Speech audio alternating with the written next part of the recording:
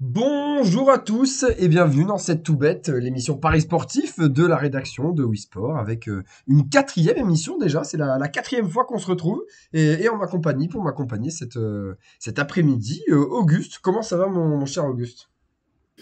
Ça va bien, bonjour Maxime. Bonjour, bonsoir à tous. Euh, oui, bah, ça va très bien. On va parler paris sportif. Là, on a une belle compétition footballistique avec l'Euro maintenant. Donc, les paris sont un peu plus importants. Enfin, je veux dire, on parie plus maintenant, malheureusement, parfois. Et donc voilà, on va vous dire sur quoi on a parié à cette semaine. Et puis j'espère que pour une fois ça va bien se passer pour moi, parce que là je sais que je suis pas dans une très bonne forme. Il n'y a pas de souci, Auguste. On compte sur toi cette semaine. Et alors, pour te rassurer, toutes les personnes qui sont passées la semaine dernière nous ont fait une belle petite remontée quand même, hein. On avait Romain avec nous la semaine dernière. Et on avait Morgan qui nous a fait aussi une belle semaine. Je vais revenir sur la semaine dernière avec une très, très, très grosse performance de Thibaut. Bon, qui est un petit peu masqué par un magnifique coup, hein. Thibaut, il nous a fait une semaine, on va dire classique.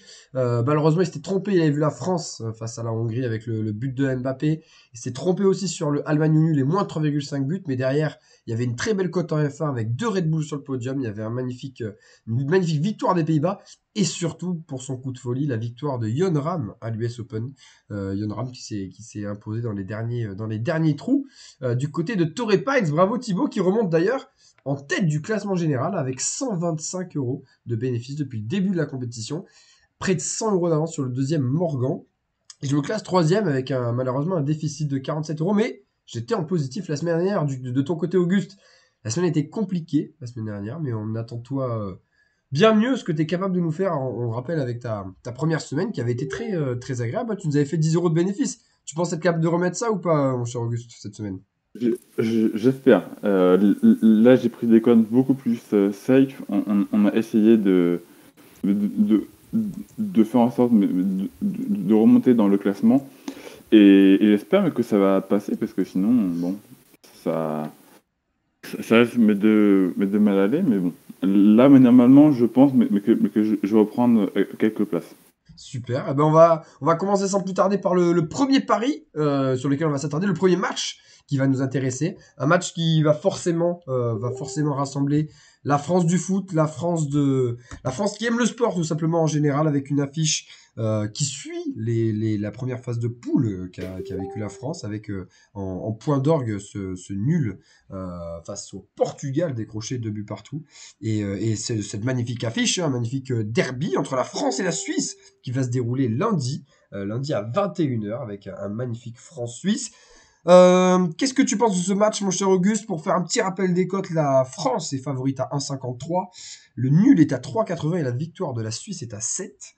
Est-ce que tu vois une petite surprise dans ce match, Auguste, ou est-ce que tu resteras fervent supporter tricolore et tu vois l'équipe de France et les hommes de Didier Deschamps s'imposer sans trop de soucis?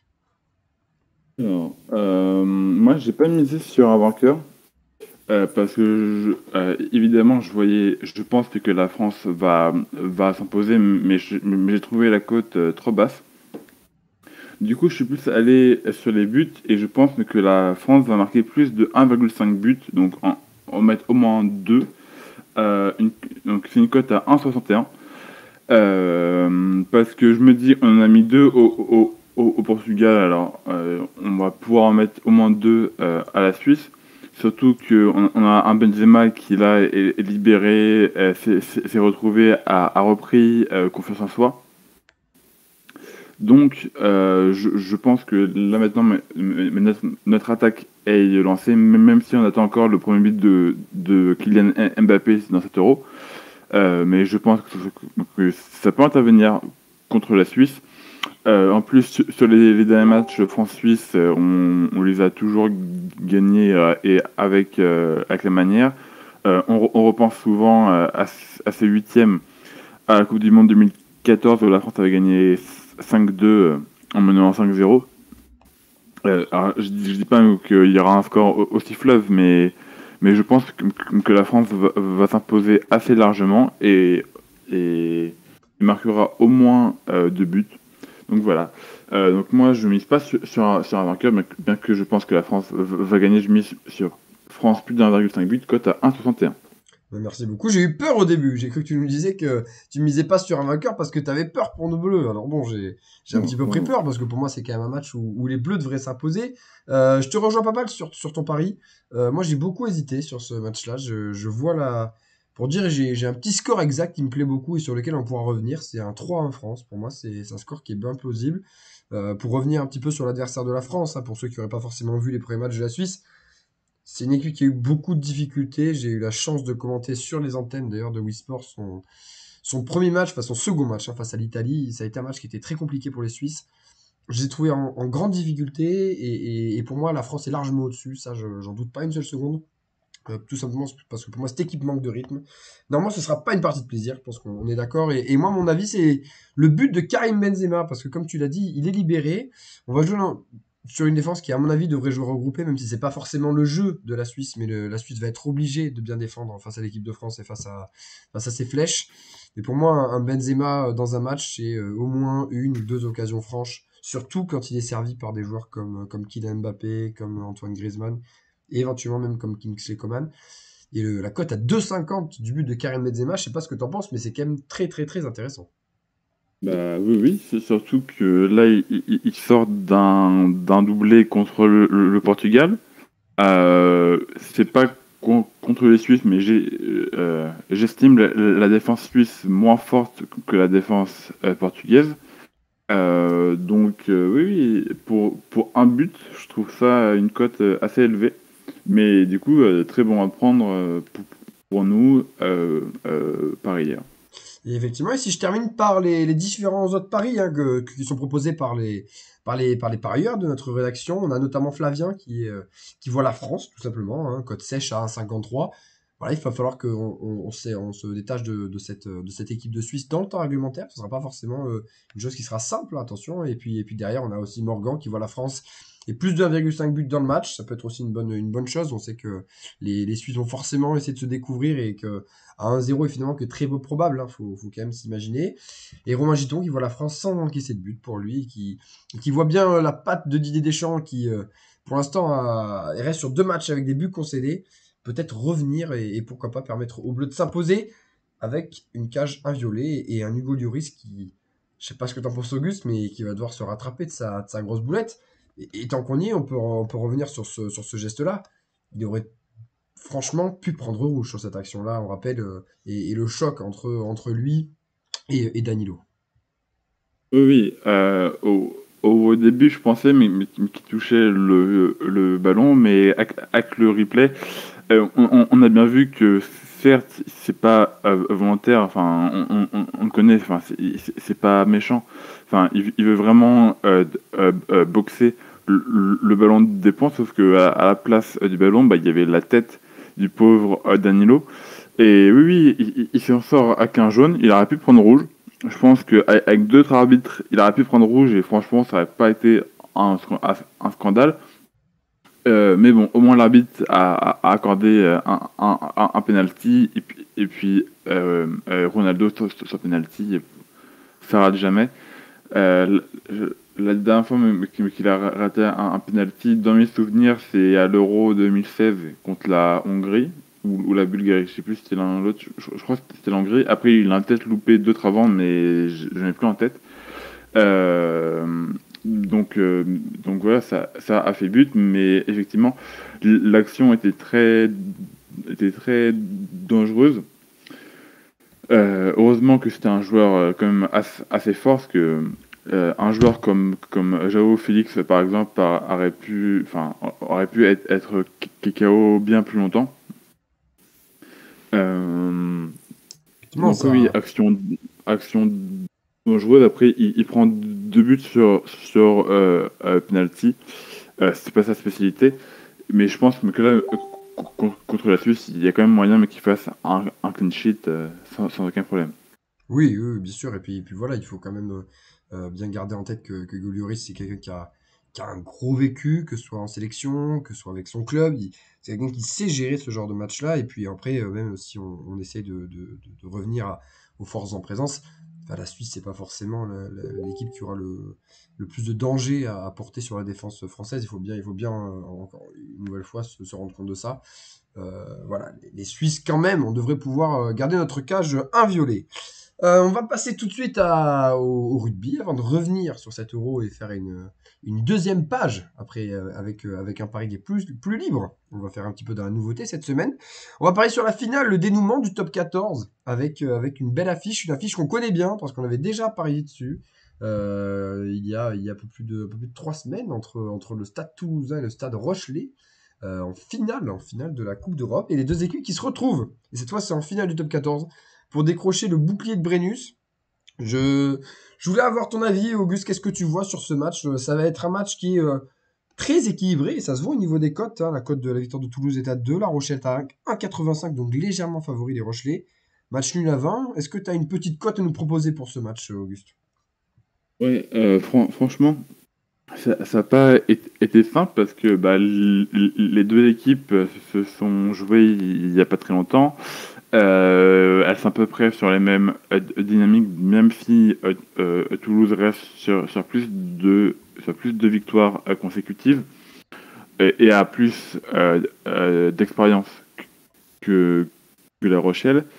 Et puis surtout, ce qui m'a surpris, c'est que quand j'ai parié, c'était Toulouse qui avait la plus grosse cote, et pourtant c'était la cote où les gens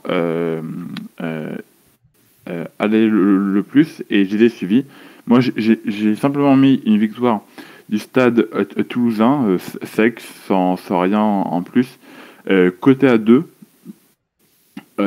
Toulouse qui reste sur une série de 4 victoires consécutives, dont une en Coupe d'Europe contre La Rochelle. Donc pour moi, ils vont réussir à faire le doublé et l'emporter sans trop de soucis. Oui, et puis on peut quand même rester sur cet avis-là, hein, se dire que La Rochelle s'est inclinée lors du dernier duel entre les deux formations, se dire que si on reste sur cette dynamique-là, une cote de 2 pour une équipe qui s'est imposée il y a un peu moins d'un mois face à ces mêmes joueurs, effectivement, c'est assez surprenant de voir ces cotes. Et je suis un peu du même avis que toi. Alors, il y a peut-être plus de fraîcheur physique du côté des Rochelais parce que ils ont moins été touchés. Il faut quand même dire que Romain Tamac, notamment, sera absent du côté du Stade Toulousain. C'est quand même un des vrais cerveaux de l'équipe, vraiment, vraiment, et qui sera forcément un élément manquant hein, du côté de Toulouse. Maintenant, on a quand même un gros effectif qui est pour moi un peu supérieur à celui de La Rochelle. Et voir les Rochelais favoris, c'est vrai que c'est un peu surprenant. Moi, je suis allé dans une cote un peu plus annexe parce que voilà, je suis d'accord avec l'argument que La Rochelle est un peu plus fort physiquement pour moi. Et j'ai envie de parier, et en tout cas c'est mon pari sur ce match-là, et j'ai envie de dire que La Rochelle devrait emporter la première mi-temps de ce match-là. Cote de 1,80, 1,79. Et je trouve que c'est une très belle cote. Pourquoi? Parce que La Rochelle, c'est une équipe qui commence souvent très bien. Hein. C'est une équipe qui prend souvent le match par le bon bout, qui a souvent l'habitude de verrouiller en défense, notamment en début de match. Et ça pourrait être pour moi la clé de ce match avec un affrontement très physique au début et qui viendra ensuite à venir avec un peu plus d'essais, pourquoi pas en deuxième mi-temps, avec des organismes qui ont tendance effectivement à prendre des minutes dans les jambes, et surtout en cette fin de saison qui est éreintante, hein, on rappelle, avec des matchs, des doublons, avec des Coupes d'Europe, des fins de Coupe d'Europe 2020, des Coupes d'Europe 2021. Enfin, on se rend pas compte, mais la saison a été quand même très éprouvante, et La Rochelle fait quand même un parcours cette année assez hallucinant dans ce championnat. Et la victoire sur le Racing en est encore une très très belle démonstration. Et pour revenir, et je vais conclure par ça sur ce match-là, je vais revenir sur le pari de Flavien qui lui est d'accord avec les bookers et voit La Rochelle favori à une cote de 1,85 et voit La Rochelle s'imposer dans ce match-là. Flavien qui est notre spécialiste rugby de la rédaction des parieurs de cette tout bête et qui voit donc les Rochelais s'imposer. Ce serait quand même une belle chose pour les joueurs de La Rochelle. On va enchaîner tout de suite, Auguste, avec un petit retour hein, à nos débuts de cette émission, un retour sur l'Euro et sur les huitièmes de finale Il y a un gros choc dans ces huitièmes de finale, un match qui va forcément faire parler entre Anglais et Allemands. C'est un duel fratricide entre les deux nations européennes. Mais toi, tu as préféré parier sur un autre huitième de finale. Est-ce que tu peux nous en dire plus sur ton pari? Oui, parce que grâce au groupe F, qui était le groupe de la mort, on a quand même deux grosses affiches en huitième. Donc qui oppose la première, tu l'as dit, l'Angleterre à l'Allemagne, et la deuxième, la Belgique au Portugal. Et donc moi je suis plus parti sur le match qui opposera les Belges aux Portugais. Je vois les Belges se qualifier. J'aurais pu mettre une victoire parce que la victoire, je crois, était à 2,30. Mais après, je me suis dit mais que les Portugais ont fini troisième comme en 2016 et qu'ils vont peut-être reprendre leur jeu d'il y a 5 ans où ça bétonne dur derrière, surtout contre une armada offensive telle que la Belgique avec un Lukaku et un De Bruyne, franchement, qui sont bouillants et qui assurent toutes les victoires belges. Donc je pense que ce sera la Belgique qui aura le plus la balle et qui fera plus mal.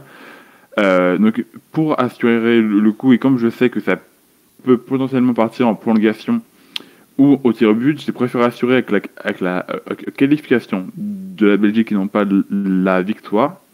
Donc cote à 1,64.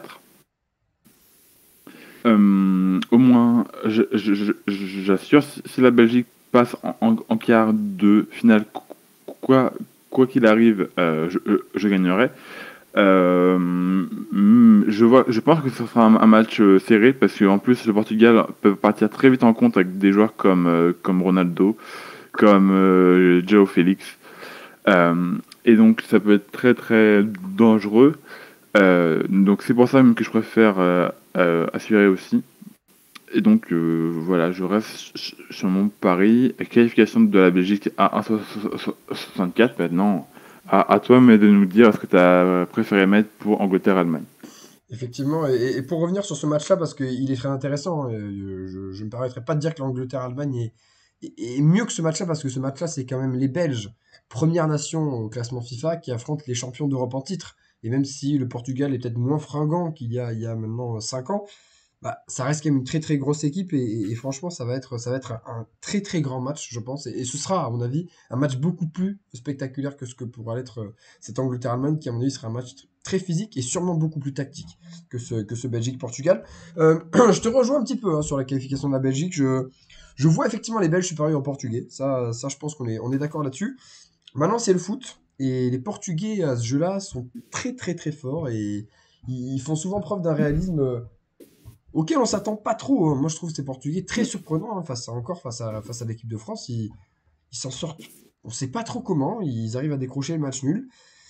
Alors oui, la Belgique est favorite. Oui, la Belgique devrait passer, mais je j'exclurais pas de voir le Portugal embêter les Belges et effectivement voir une prolongation entre ces deux équipes. Et c'est pour ça que le match nul à 3,22, la cote m'est quand même très intéressante. Et je pense que s'il y en a qui ont un petit billet à mettre, là, c'est typiquement le genre de match qui pourrait aller en prolongation avec très peu de buts, parce qu'on le sait, le Portugal prend très peu de buts. Donc pourquoi pas un match nul avec moins de 3,5 buts. Comme ça, vous êtes couvert avec un 0-0 ou un partout.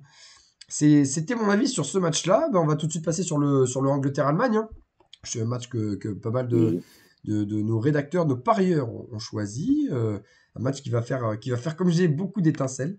Et pour moi, c'est l'Allemagne qui va se qualifier dans ce match-là. Alors, il faut savoir que c'est pas du tout ce que voient les bookers. Les bookers voient l'Angleterre favorite. Alors, je sais pas ce que tu en penses, Auguste, toi, mais je vois quand même les Allemands un peu plus forts collectivement que les Anglais, qui surtout manquent de vécu collectivement. Bah, sur le papier, moi aussi, je mettrais l'Allemagne vainqueur. Cependant, on l'a encore vu hier contre la Hongrie. C'est la Hongrie qui dominait, alors que et en plus, c'est pas comme si l'Allemagne était sûre d'être qualifiée. Enfin, fallait qu'elle qu'elle assure pour arracher sa qualification parce que un moment, mais quand la France et la Hongrie menaient, bah, c'était l'Allemagne qui était dernière et qui pouvait être éliminée. Donc ça m'a surpris. Après, les Hongrois ont quand même fait un très bon Euro. Pour revenir sur Angleterre-Allemagne, sur le bol papier, je vois également l'Allemagne favorite. Par contre, ils m'ont pas du tout rassuré, que ce soit contre la France ou contre la Hongrie. Ça a été bien mieux contre le Portugal. Et le problème, c'est que les Anglais non plus ont pas rassuré mais dans le jeu, mais au moins eux, ils ont gagné 2 matchs. Ils ont battu la Croatie et, euh, et la République tchèque. Euh, et donc du coup, moi, l'Angleterre me rassure plus, mais dans les résultats que l'Allemagne. Même si au niveau du jeu, je trouve l'Allemagne supérieure. Donc moi, sur ce match, je serais bien embêté. Mais quand même, je pense que je mettrais, je suivrais plus les bookmakers et j'irais plus avec une cote anglaise, avec une victoire anglaise, parce que tout simplement un peu plus de réalisme, pardon, et plus de sûreté dans les victoires et dans les résultats en poule. Mais ce sera un match ultra serré, je pense, aussi. Effectivement, on est sur un match et ça se voit hein, au niveau des pronostics de tous nos parieurs, sur lesquels on a beaucoup de mal à pronostiquer et il a fallu se mouiller. Moi, je trouve une cote à proche de 2 pour un match aussi équilibré, c'est intéressant. Morgan, qui on sait est souvent assez bon hein, sur ces matchs couperés-là, il voit un moins de 2,5 buts. Il est pas mal ce pari, il est pas mal à 1,92, c'est quand même assez intéressant. Après, à moins de 2,5 buts, c'est quand même réduit, hein, en 2-1, on n'est pas bien. Et puis sinon, on a Romain qui voit l'Allemagne avec les deux équipes qui marquent. Une très grosse cote, hein. 5-10 pour Romain, qui a mis ça dans un pari régulier. On verra ensuite quel est son petit coup de folie. Mais l'Allemagne avec les deux équipes qui marquent, c'est aussi une option de cette rencontre-là. Il faudra pas la négliger. Et puis pourquoi pas terminer avec le pari de Flavien, qui est un peu dans cette logique-là, en ayant du mal à donner un vainqueur, et qui voit le nul à la mi-temps entre les deux équipes. C'est vrai que ça peut être un match où les deux équipes vont se craindre. La première raison, c'est que l'Allemagne a eu beaucoup de mal dans ses premières mi-temps, notamment face à la France, notamment face à la Hongrie. Ça a toujours été très compliqué. Et on peut même mettre le match face au Portugal, hein, faut pas l'oublier. Ça a été très compliqué en première mi-temps, et notamment sur les 30 premières minutes. Et là, ils vont forcément vouloir se rassurer. Les Anglais vont être forcément, pourquoi pas, un peu offensifs. Mais le nul à la mi-temps côté 1,90, c'est une très bonne option aussi si vous voulez jouer cette option-là en se disant que bah, les deux blocs devraient s'observer avant, pourquoi pas, de se livrer une grande bataille dans la seconde mi-temps.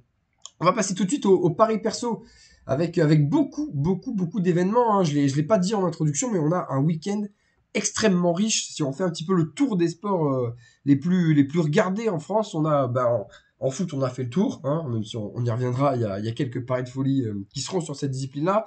On a du basket et on va tout de suite parier avec notamment les Bucks qui ont été choisis par certains membres de la rédaction.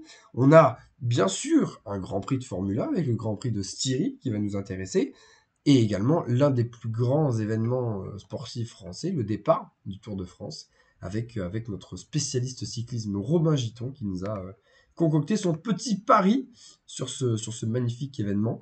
Et puis on va commencer par la NBA. Je sais que Auguste, t'as parié comme moi, ça tombe bien, on est ensemble, sur la NBA, sur les Bucks qui vont jouer leur deuxième match face aux Hawks.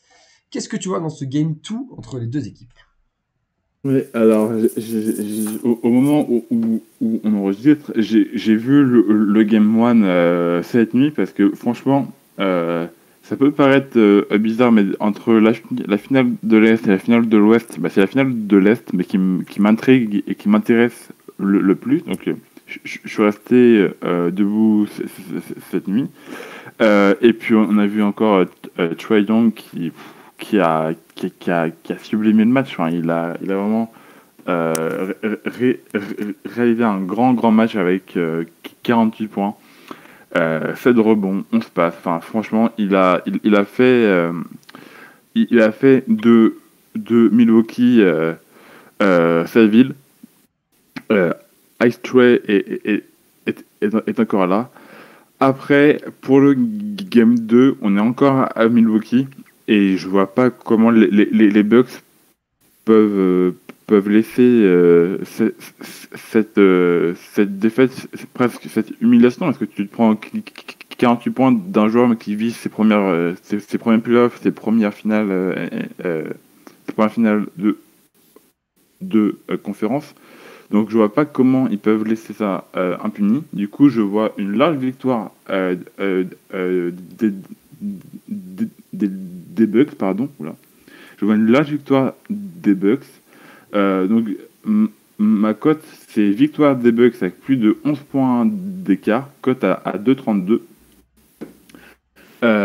Et ça passera par un énorme Giannis Antetokounmpo qui a déjà fait un Game 1 vraiment fort avec 34 points et 12 rebonds. Holiday a aussi fait un grand match. Là, dans le trio, c'est plus Middleton qui a pêché avec seulement 15 points. Mais là, si les Hawks rentrent à la maison avec un avantage de 2-0, c'est juste phénoménal, c'est invraisemblable. Mais bon, je restais réaliste, avec un partout. Et par contre, quand la série ira se poursuivre chez les Hawks, là, je ferai gaffe aux Bucks parce que je pense qu'ils peuvent se laisser manger. Mais pour le Game 2, à la maison, tu dois impérativement revenir à un partout. Et je vois une large victoire des Bucks de plus de 11 points d'écart. Magnifique. Magnifique cote de 2,32, hein, là, on se rend pas compte, mais ça fait quand même une très belle cote pour un résultat qui est franchement probable, hein. On rappelle que les Bucks, c'est quand même une des équipes favorites, hein, pour le titre, hein. Enfin, en tout cas, moi, j'en fais mon favori, que ce soit à l'Est, mais également pour le titre NBA.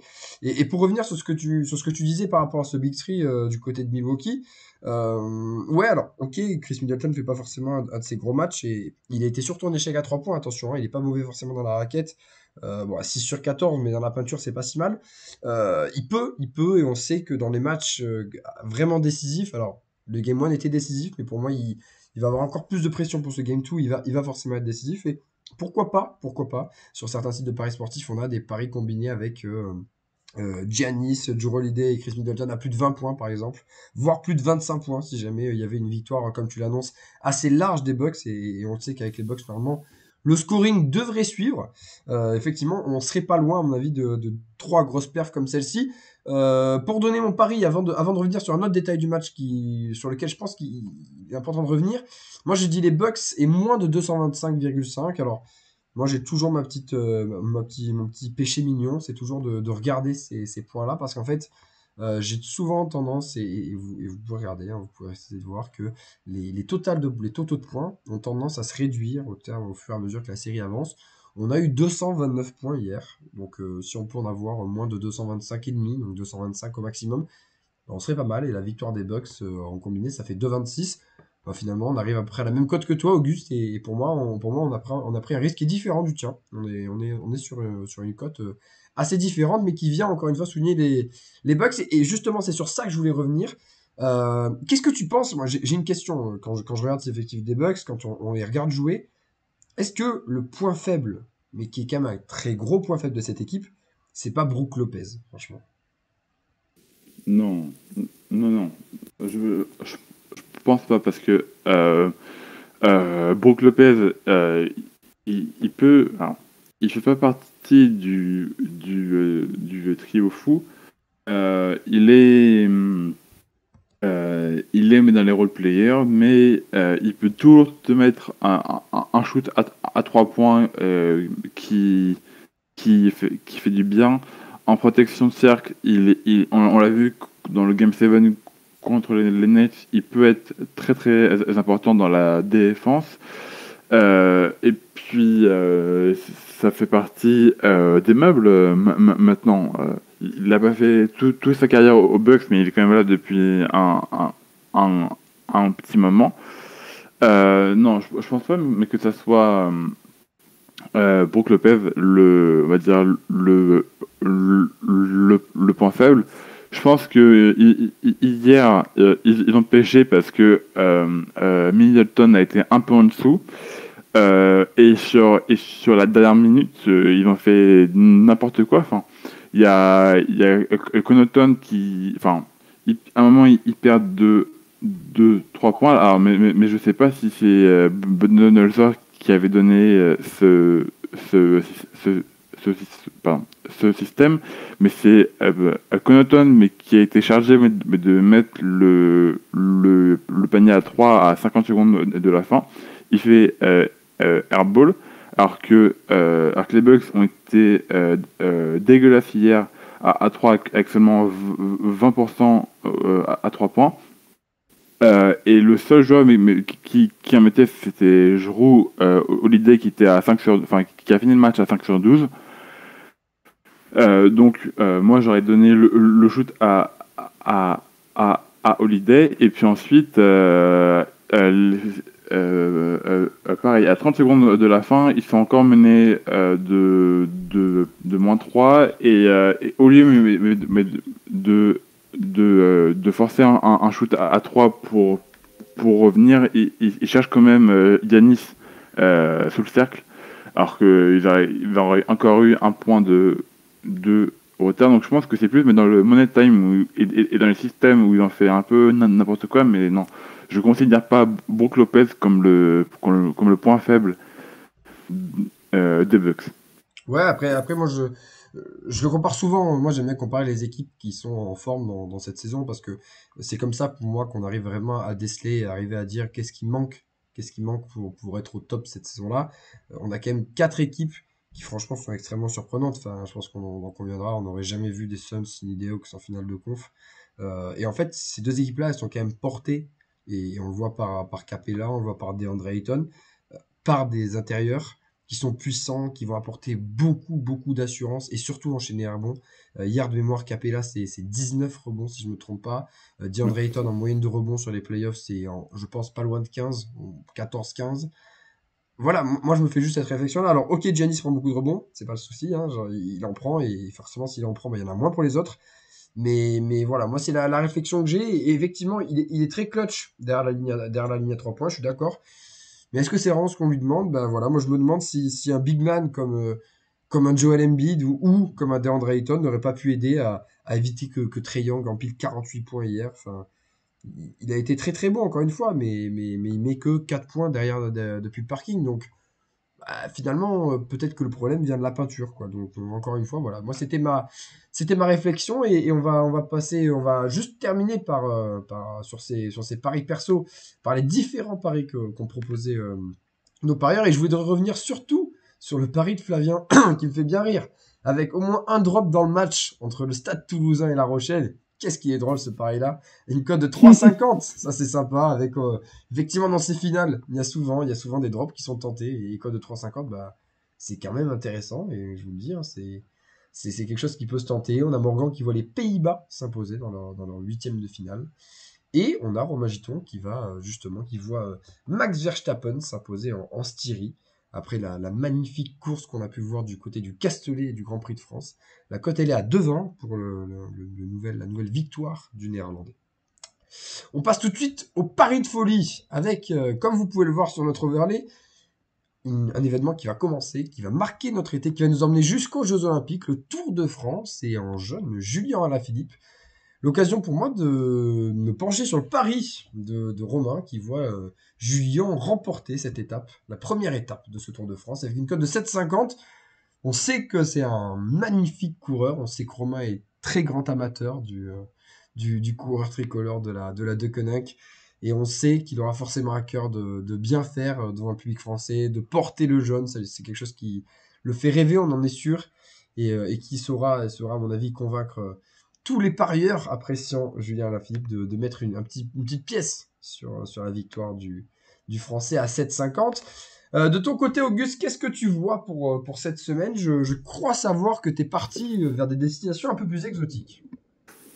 Oui, comme en basket et en tennis, il n'y avait pas grand-chose à se mettre sous la dent. Je suis retourné au foot.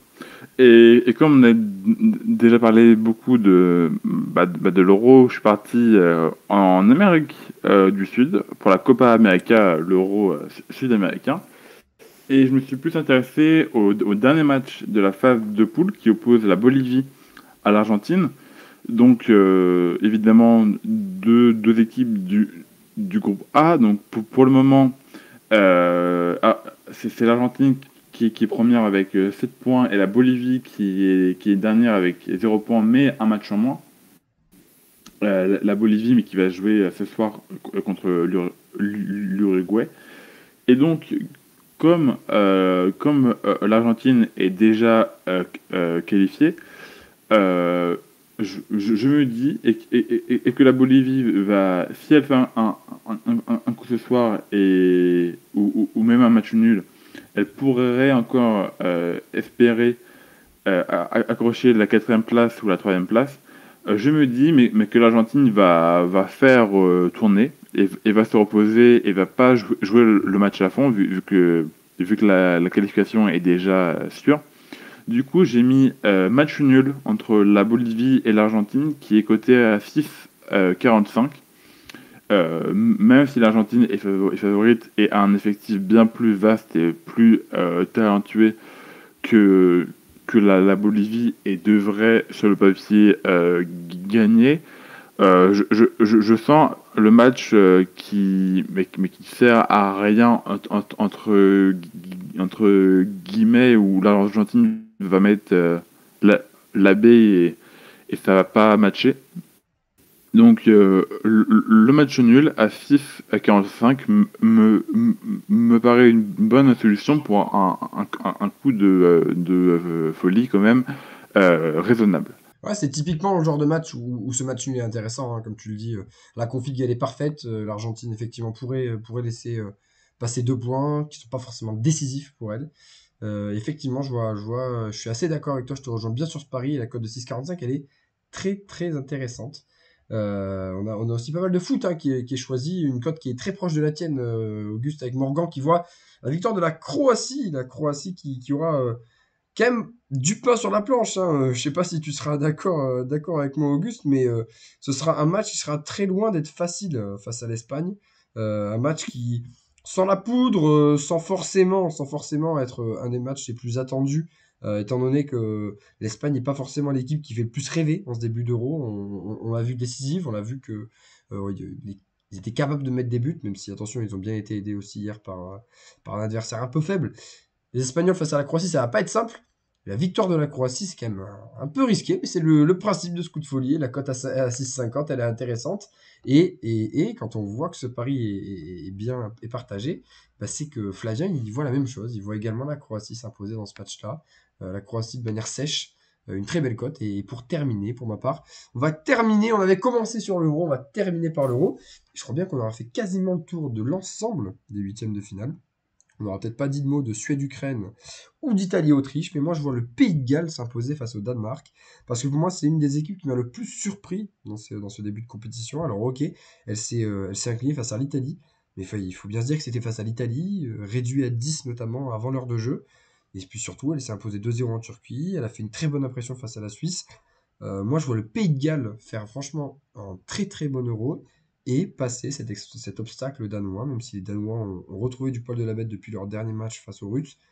Mais franchement, gagner face aux Russes, c'était pas forcément la chose la plus compliquée à faire. Ça reste mon avis. Et puis surtout, je me dis que bah, il y a surtout une possibilité de faire quelque chose de très grand pour les Gallois, qui, on le sait, adorent l'Euro et qui pourraient retrouver les Pays-Bas, un adversaire franchement accessible quand on voit les autres parties de cette éliminatoire. Et pourquoi pas, je sais pas ce que t'en penses, Auguste, mais le Pays de Galles est quand même capable d'embêter les Danois. Et la cote de 5,15, elle est quand même intéressante. Oui, parce que c'est deux équipes qui sont sur un pied d'égalité, je trouve. Surtout que les Danois ont perdu une de leurs stars en attaque assez tragiquement. Après, ils ont fait preuve d'une grosse force mentale pour battre la Russie et pour s'accrocher contre la Belgique. Euh, Et donc, c'est une victoire est possible pour un camp ou que pour l'autre. Je saurais pas qui donner à favori. Je suis quand même surpris, mais qu'il y ait un aussi gros écart dans les cotes. Bah, d'autant plus que le Danemark est quand même une équipe qui a une expérience en termes de matchs décisifs coup près assez faible. Enfin, il faut quand même se remettre bien ça en tête. Et les Gallois ont quand Oui, même des joueurs qui ont quand même une petite expérience, que ce soit en club ou que ce soit d'ailleurs en sélection, avec notamment, pour ne citer que lui, même s'il il est très loin d'être seul, le fameux Gareth Bale, même si son début d'Euro est quand même décevant. Mais on a par exemple des Joe Allen qui sont bien moins connus, mais aussi décisifs. Et Danny Ward, surtout dans les cages, qui fait un très très grand début d'Euro, hein. Je sais pas si tu as pu le voir oui, en action, mais c'est impressionnant. oui. Et donc, pour le vainqueur de ce match, je ne saurais pas de donner un prono sûr ou tranché. Donc, tu vois les Pays de Galles, très bien. Mais je serais pas surpris si les Pays de Galles l'emportent. Je serais pas surpris de voir le Danemark l'emporter aussi. Mais en tout cas, je pense qu'on aura un grand match parce que c'est deux nations au même niveau footballistique. En plus, il y a un quart de finale à aller chercher. Franchement, c'est l'enjeu est pas maigre. Et donc, franchement, je suis complètement indécis sur ce prono et sur ce match. Et ce sera peut-être le plus dur à pronostiquer, hormis les, les, les deux huitièmes qu'on a parlé précédemment entre la Belgique et le Portugal et l'Allemagne et l'Angleterre. Mais franchement, ça peut être une belle surprise, comme ça peut être une grosse purge, mais qui se finir à 0-0 ou à 1-0. Euh, tout, tous les scénarios sont possibles. Exactement. Et puis Pour, on va ce conclure match. cette émission sur cette note en rappelant que les paris ne restent quand même des choses avec une forte indécision. Et qu'en tout cas, on essaye de vous donner le maximum de tout ce qu'on peut, hein, avec nos spécialistes, avec notre ressenti. Et puis pour l'instant, bah, il y a quand même des parieurs qui auraient pu vous faire gagner si vous les avez suivis, hein, c'est le cas de Thibaut. 125 € dans les 3 premières semaines. C'est quand même pas mal, hein, ça fait quand même plaisir. Et puis on vous remercie aussi d'être de plus en plus nombreux à nous écouter, à nous regarder. Et on attend vos retours aussi, savoir si vous êtes d'accord avec nos parieurs ou pas. Et n'hésitez pas à dire pourquoi. En vous souhaitant une bonne fin d'après-midi sur 100% live avec des grands matchs qui arrivent, de grands événements et un été qui va commencer à se lancer. Bon après-midi à tous. Au revoir Auguste. Au revoir.